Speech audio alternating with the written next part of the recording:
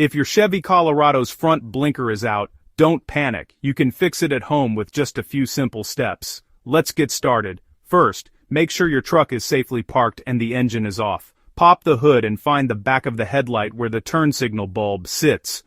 Look for a small socket with wires going into it. This is your turn signal.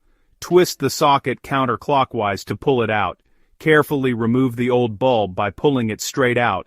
Check the bulb. If it looks burnt, cloudy, or the filament is broken, it's time for a new one. Take the old bulb to an auto parts store to make sure you get the right replacement. Pop the new bulb into the socket.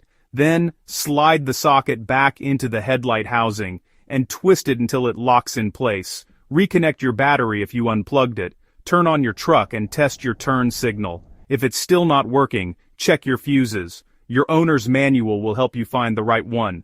Swap out any blown fuse and you're good to go. Fixing your Chevy Colorado's turn signal is simple. Save your time and skip the mechanic.